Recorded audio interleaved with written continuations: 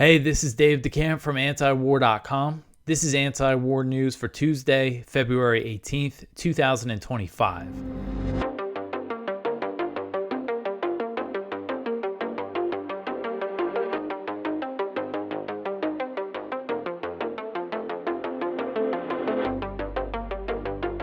All right, the first story at the top of antiwar.com today: Ukraine will not recognize U.S.-Russia talks. So Ukrainian President Volodymyr Zelensky said on Monday that Ukraine will not recognize upcoming talks between the U.S. and Russia and denied that his country was invited to participate. Zelensky said, quote, "Ukraine will not accept. Ukraine knew nothing about this, and Ukraine regards any negotiations about Ukraine without Ukraine as having no results," end quote. So the Kremlin has confirmed that the peace talks between the U.S. and Russia will be held. And I got this wrong yesterday. I said the talks were going to happen next week. It's actually happening this week in Saudi Arabia. Marco Rubio, Sergei Lavrov, the Russian foreign minister, they are there, and the talks are expected to begin on Tuesday. So these things are happening now. Zelensky denied claims from U.S. officials that Ukraine was invited to the talks. He said, quote, "Ukraine will not take part in the negotiations. Ukraine did not know they were planned, and the visit to the region was planned long before the U.S. decided to meet Russia there," end quote. And he's referring to the fact that he's in the Middle East. He made these comments from the UAE, and he's actually going to Saudi Arabia, I think next week or later this week. And he's saying that he just happened to be in the region when these talks started. So Marco Rubio arrived in Saudi Arabia on Monday, and he's expected to be joined by U.S. National Security Advisor Mike Waltz and Steve Witkoff, who is Trump's envoy for the Middle East. Lavrov, the Russian foreign minister, will be joined by Yuri Uzhakov, who's an aide to Russian President Vladimir Putin. Zelensky has said that European countries should be involved in these talks, but that's been rejected by both the U.S. and Russia. Lavrov said the European countries should not be involved because they do not really seek peace. They don't seek an end to this war. So let's hope these talks make some progress and that we see a swift end to this proxy war in Ukraine. Excuse me. All right, the next one here. Starmer says that he's ready to put British troops in Ukraine. So British Prime Minister Keir Starmer said Sunday that he was ready to put British troops on the ground in Ukraine as a security guarantee for a potential future peace deal with Russia.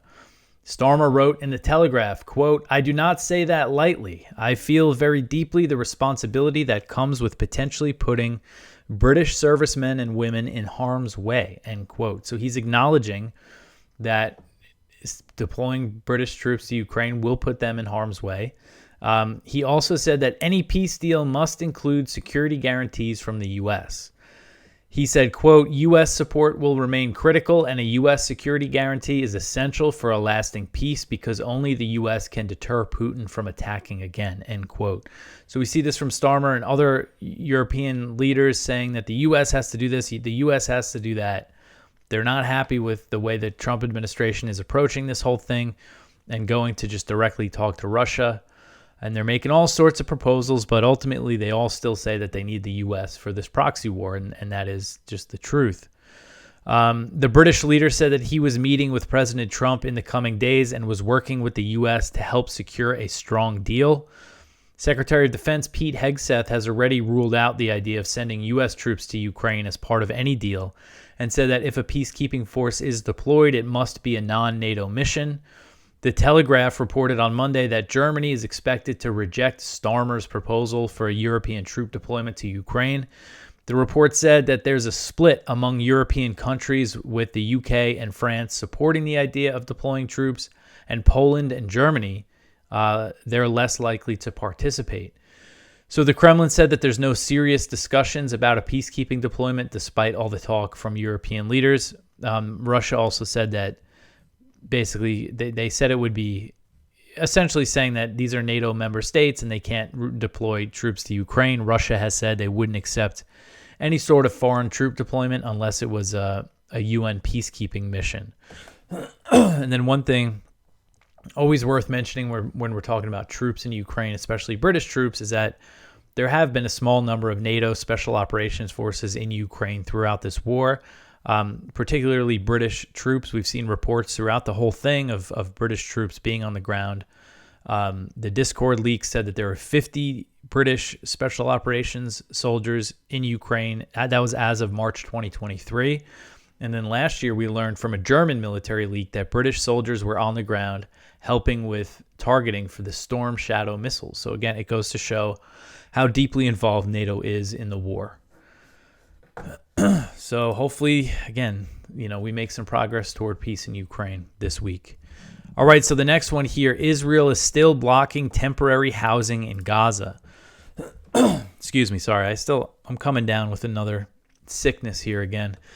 Israel has continued to block the entry of temporary housing in the Gaza Strip, despite agreeing to allow the deliveries as part of the hostage and ceasefire deal. And this was reported by the Middle East Eye on Monday. So under the deal, Israel agreed to allow 200,000 tents and 60,000 mobile homes in Gaza. But so far, only 20,000 tents have entered and no mobile homes have been allowed in. Tens of thousands of mobile homes are stuck at the Rafah crossing in Egypt. The Times of Israel reported that Prime Minister Benjamin Netanyahu has not given approval for the entry of mobile homes or construction equipment that's needed to clear the rubble. The report acknowledged that the move was a potential breach of the ceasefire. So after last week, we saw Hamas say that they were going to postpone the hostage release, and they listed their complaints about Israeli ceasefire violations, and this was a big one, them not letting in tents in the mobile homes. It seemed like there was a move toward that direction, toward Israel letting this stuff in, but apparently it still hasn't happened. According to Al Jazeera, a spokesman for Netanyahu admitted that Israel was blocking the entry of the mobile homes, saying that Israel would use any leverage it has to ensure Hamas releases hostages under the first phase of the ceasefire deal. But the strategy may backfire since Hamas threatened to postpone Saturday's hostage release over Israel's ceasefire violations.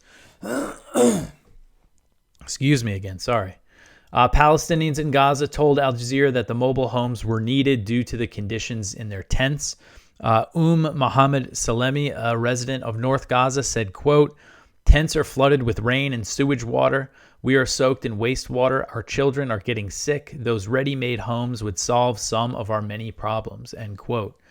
So Israeli forces have also continued to bomb and shoot Palestinians in Gaza despite the ceasefire deal, killing around 100 Palestinians since the truce went into effect on January 19th. This has continued. The Israeli military said Monday that its fighter jets struck a vehicle in Gaza, claiming that it was on a route not approved for vehicle traffic. Then a day earlier, as I covered, an Israeli drone strike killed 3 police officers in Gaza who were securing aid shipments. All right, so the next one here, Smotrich says that Trump's ethnic cleansing plan will start within weeks. So Israeli Finance Minister Bezalel Smotrich claimed over the weekend that a plan to forcibly displace Palestinians from Gaza in line with President Trump's plans for the territory would begin in the coming weeks. So Smotrich said on Saturday, quote, "Preparations have started amongst our teams alongside teams of the U.S. President Donald Trump," end quote. So saying that Israel is preparing for this alongside U.S. officials, saying that they're working with the U.S. on this. Smotrich said that the plan requires 2 components, quote, "One is to find countries that can receive people, and 2, it's a huge logistical operation to take such a large number of people out of here," end quote. Trump has repeatedly called for Palestinians to leave Gaza permanently, which would require an ethnic cleansing campaign. That's what this would be. Palestinians have rejected Trump's plan, which also involves the U.S. taking over Gaza. But Smotrich is claiming the Palestinians would want to leave, citing the massive destruction that Israel has caused. And he also said that Israel would return to fighting, that the situation in Gaza will only get worse for the Palestinians once Israel returns to the fighting. That's how he put it. So that signals he expects Israel to restart its bombing campaign and siege. And he previously claimed that he got a guarantee from Netanyahu that they would restart the genocidal war after the first phase of the ceasefire. So concerning to see Smotrich saying this. On the other hand, the Arab states are strongly against this. They're putting forward proposals for the reconstruction of Gaza that would keep the Palestinians there during the reconstruction. So there's no countries saying that they're going to facilitate this. And also the fact that Hamas is still very much they still have fighters, as has become very clear with the hostage releases. You see all their fighters that are there in Gaza. So Israel would face resistance and everything, but Smotrich is saying that they're going to do this in a few weeks. All right, so the next one here, Israel plans 1,000 settler homes in the West Bank. This article is from Brett Wilkins. Israeli authorities are planning to expand a Jewish-only settlement in the West Bank by nearly 1,000 homes. A Tel Aviv-based peace group said Sunday as Israeli soldiers and settlers escalated attacks on Palestinians in the illegally occupied territory. Peace Now said Israel's civil administration has issued a new tender for the construction of 974 new housing units in Efrat, a Jewish-only colony located about 7.5 miles south of Jerusalem between Bethlehem and Hebron. The planned expansion will increase Efrat's population by approximately 11,800 residents by 40% and geographically isolate Palestinian communities in the southern West Bank. So this is something that's been obviously going on for years and decades, the expansion of Israeli settlements. But things have really ramped up under this current Netanyahu government. You have guys like Bezalel Smotrich. He's the finance minister, but he's also a minister. He has a minister position in the defense ministry that gives him the power to expand settlements in the West Bank. And he's a settler himself who has long been on the record that he wants all the Palestinians kicked out of the West Bank and for it to be annexed by Israel. So this stuff continues, and it's just really ramped up since October 7th. And we'll see more on that in this next story here. So the next story, forced removal of Palestinians from the West Bank is the largest since 1967. So this article is from The Cradle. The mass displacement carried out by Israeli forces in the occupied West Bank is the largest since 1967, according to experts cited by the New York Times on February 17th. So what was 1967? That was the year of the Six-Day War. That was the year that Israel seized the West Bank from Jordan when they first started the occupation. So the activity by the settlers now and the Israeli military has displaced, what are they saying exactly here? It's the largest since then, since 1967, since that war. Maha Nassar, a Palestinian historian at the University of Arizona, said, quote, "What makes this moment unprecedented is not only the scale of the displacement, but also the accompanying discourse, which increasingly normalizes the idea of permanent forced displacement. This represents a significant escalation in the long-standing conflict, one that threatens to fundamentally alter the political and demographic landscape of the region," end quote. And this comes amid these increased Israeli military operations in the West Bank. At least 55 Palestinians have been killed since the Israeli army began operations in the occupied West Bank last month. This operation that they've called Iron Wall, this started with a massive assault on Jenin and its refugee camp. And that operation continues in Gaza. And it's just a situation that could explode even more. All right. So the next one here, China rejects the U.S. change to the Taiwan fact sheet. So on Monday, China reacted strongly to the U.S. State Department removing a line from its fact sheet on Taiwan that said the U.S. does not support Taiwan independence, saying the move damages U.S.-China relations. This is Chinese Foreign Ministry spokesman Guo Jiakun. He said, quote, "History cannot be tampered with, facts cannot be denied, and truth cannot be distorted." U.S. State Department updated its fact sheet on relations with Taiwan and gravely backpedaled on its position on Taiwan-related issues, end quote. Guo urged the U.S. to, quote, "immediately correct its wrongdoings and avoid further severe damage to China-U.S. relations and peace and stability in the Taiwan Strait." So while the State Department's fact sheet, it still says that the U.S. has a long-standing one China policy, the removal of the rejection of Taiwanese independence, this signals that the Trump administration will provide more support to the Taiwanese government of President William Lai Ching-te, who's a member of the Democratic Progressive Party, which is an independence-leaning party. And for those who don't know, even though Taiwan is essentially de facto independent, it's long been understood that if Taiwan declares independence from China, that would mean war. That would start a war. And, the Taiwan-China, one China situation, it's very confusing. Each side has their own little interpretation of it.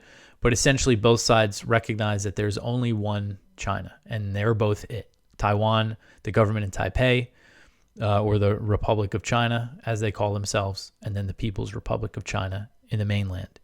And the U.S. has a one China policy. But to talk about independence, it's very provocative. And to China, people might not, if you don't understand the situation, it might seem a little silly that changing the language like this would upset China, but that is just the reality of this delicate situation. And that's the reason why the U.S. decided to end diplomatic relations with Taiwan in 1979 as part of a normalization deal with China to open up diplomatic relations with Beijing. And Taiwan's government welcomed the change. They didn't explicitly mention the language, but they said this is good. It's moving toward friendlier ties with the U.S. All right, so the next one here, Taiwan is considering a multi-billion-dollar arms purchase from the U.S. So this article is from the South China Morning Post. So Taiwan is hoping to win support from the new Trump administration as mainland China continues to apply military pressure. Taiwan is exploring buying arms worth billions of dollars from the United States. Sources briefed on the matter said, hoping to win support from the new Trump administration as mainland China continues to apply military pressure on the self-ruled island. 3 sources familiar with the situation speaking to Reuters on the condition of anonymity, given the sensitivity of the situation, told Reuters that Taiwan is in talks with Washington about this. The package is meant to demonstrate to the United States that Taiwan is committed to defending itself, one of the sources said. And it's apparently they're expecting it to be worth no less than $8 billion. So a huge major arms sale. And it's going to include coastal defensive cruise missiles and high mobility or artillery rockets. This is something we've seen the rhetoric from Trump basically saying, these countries have to pay their own bills, and I know this guy, Elbridge Colby, who has been nominated for a high-level position in the Pentagon. He's facing some resistance, apparently because of his stance on his opposition to war with Iran. But he's a huge China hawk, and his whole thing lately has been that Taiwan has to spend more and take their defense more seriously in order for the U.S. to commit to going to war for them if China invades. And that has been Colby's position, is that the U.S. should defend Taiwan, even though it would risk nuclear war. But apparently he doesn't he doesn't support all the wars in Washington, so that's why some people don't like him. All right, so the next one here, the U.S. launches an airstrike in Somalia's Puntland.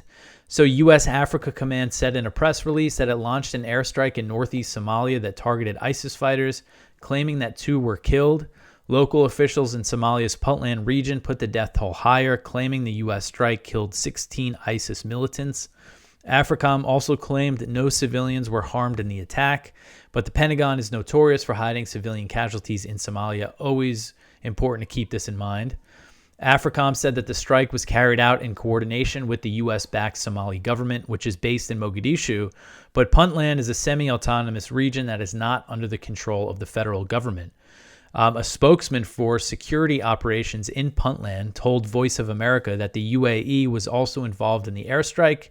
He said, quote, "The United States government and the United Arab Emirates, both our partners supporting us in the fight against terrorists, were involved in the strikes on Sunday night," end quote.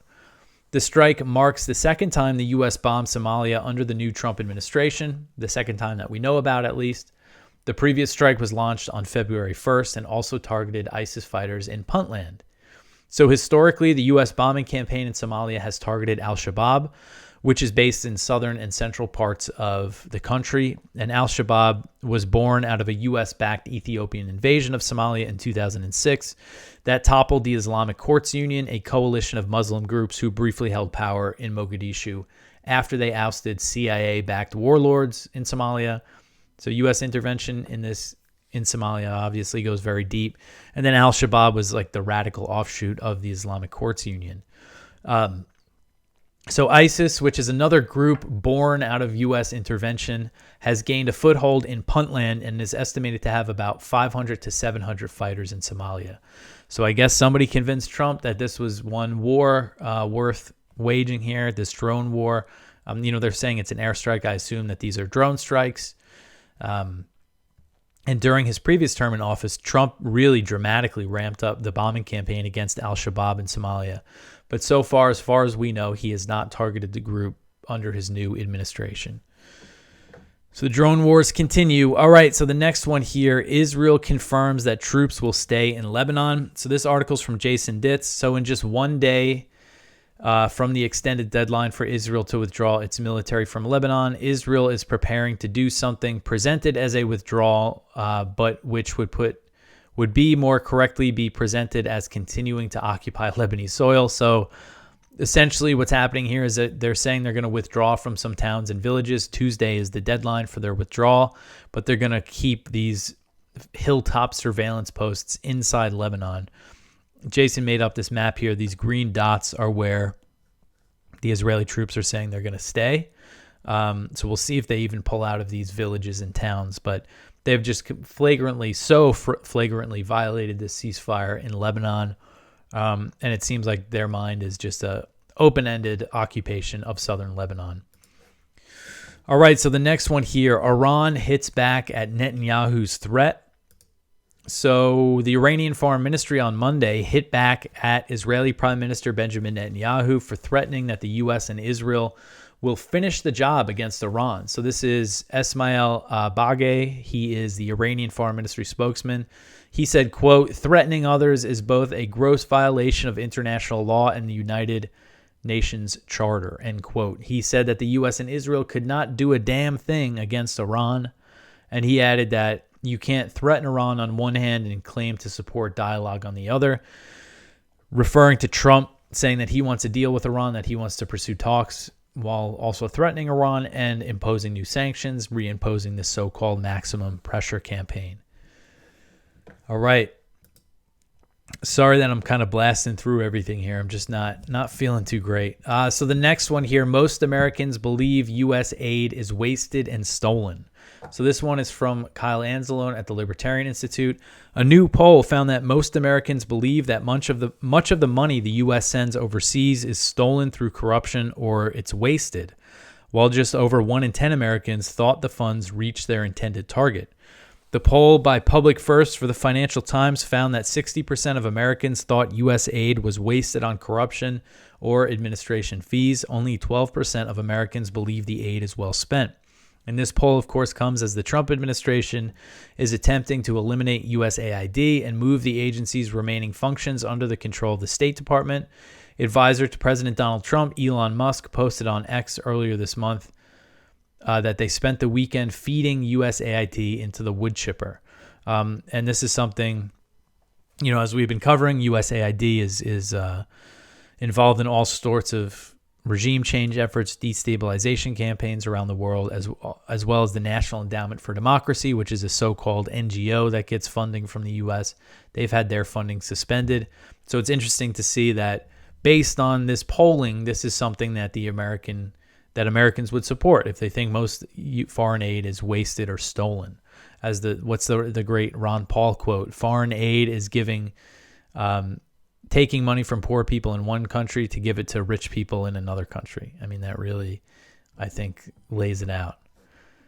All right, so the next one here, the last story, a man in Miami shot Israelis when he thought he was targeting Palestinians. So this is a really crazy story here.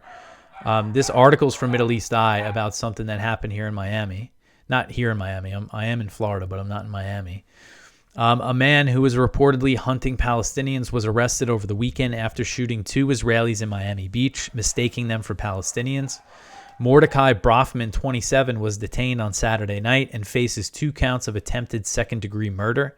Surveillance footage shows Brofman's truck making a U-turn, stopping directly in front of a vehicle, exiting his truck and shooting at 2 people inside the vehicle. He shot at the vehicle 17 times with a semi-automatic handgun. The arrest report stated one of the victims was wounded in the shoulder while the other suffered a graze wound on the forearm. Brofman, described by Israeli outlet Ynet as a Florida Jew, was arrested shortly after the shooting. According to the arrest report, Brofman told police in an interview, quote, "While I was driving my truck, I saw 2 Palestinians and shot and killed them both," end quote. So neither of the victims were killed, and the police said that they were actually visitors from Israel. But this guy's saying that he saw 2 people and he just wanted to kill them because they were Palestinian. I mean, it's just a horrific case here. And I'm guessing I didn't see pictures of the Israelis, but I'm guessing they were like Sephardic looking Jews. And he just thought they were Palestinians and decided to shoot. All right, so that is it for the news for today. Please go check out our viewpoints. One from Ted Snyder. At the end of the war, Zelensky is confronted with reality. One from Ron Paul. Can we really cut half the military budget? You bet. And I agree wholeheartedly with Dr. Paul there. One from Ryan Black. Trump and Doge want to cut waste. Upcoming test launch of a nuclear missile is all waste and dangerous folly. One from Kit Clarenberg, secret terror blueprints for U.S. NSC to help Ukraine resist exposed. Really crazy story there. Some leaked documents that Kit got of British academics making recommendations to the U.S. of like terror tactics, essentially, that Ukraine could use against Russian forces. Our spotlight from Andrew Day, Iran diplomacy cannot wait. So please go check all that out. Check out our blog. I was on the Kyle Anzalone show today if you want to check that out.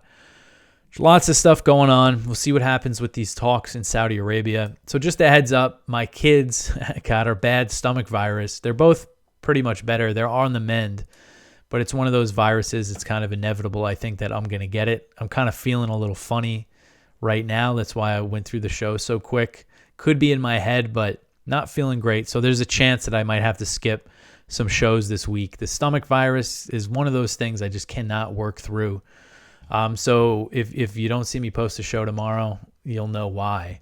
And also my plan was, I mean, depending on how everybody's feeling, was to skip the show Thursday night for Friday and just hang out. But we'll see. I'm not really sure exactly what the plan is now.